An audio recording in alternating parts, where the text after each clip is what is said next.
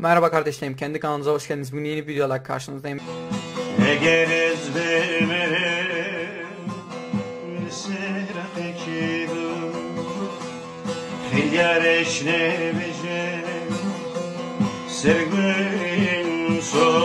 Bugün Suruç katliamı hakkında biraz konuşmak istiyorum.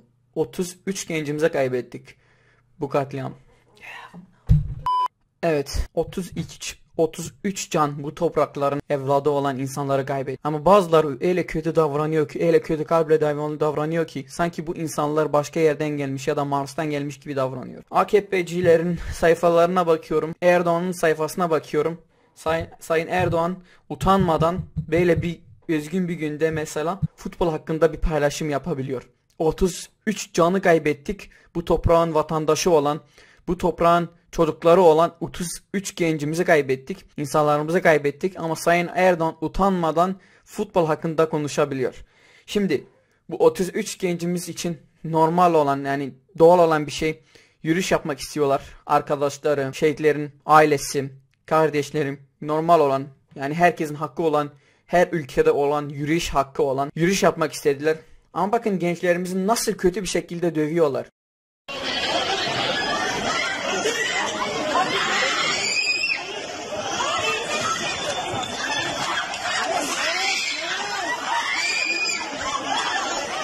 Böyle bir, nasıl diyeyim, nefret olamaz ya. Bırakın işte insanlar yürüyüşünü yapsın, bir saat mi, yarım saat mi konuşup dağılacaklar. Hani bu şiddet niye? Hani sivil polisler böyle insanların içine girip de böyle insanları berbat bir şekilde dövmek nedir ya? Bırakın insanlar 5 saat mi, yarım saat mi, 2 saat mi yürüyüş yapacaklar ve herkes evine gidecekler.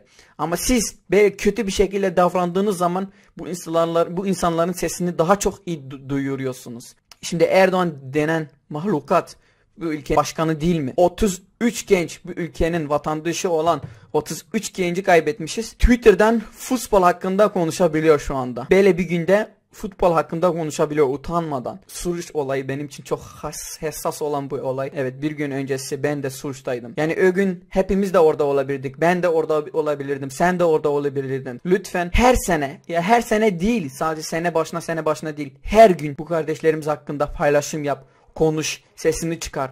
Bu kardeşlerimizin kanı yerde kalmaz. İşte yürüyüş yapmak istiyorlar. Normal bir haktır yani. Herkes yapabilir, yürüyüş hakkı yani. Her ülkede vardır. İzin vermiyorlar. Sebep ne yani? Bir sebebi açıklayabilir misiniz? Şimdi bazıları çıkıp diyecek ki korona var. Başlarım sizin saçmalığınıza ya. Daha 2-3 gün önce Acun denilen kişi maşallah 200-300 kişiyle o platformda hele öpüşebiliyorlardı, iç içelerdi, yani sıkıntı yoktu. Ama şimdi mi korona sıkıntı oluyor? Bırakın gençler kendi kardeşlerinin sesini duyursunlar. Ama gerçi Erdoğan'dan ne beklersin ki bundan başka? Bu videom bu kadardı kardeşlerim. Bu videoyu paylaşın aranızdan. Yorumlarınızda da saygım sonsuz. Ne yazarsanız yazabilirsiniz. Görüşmek üzere. Bay bay.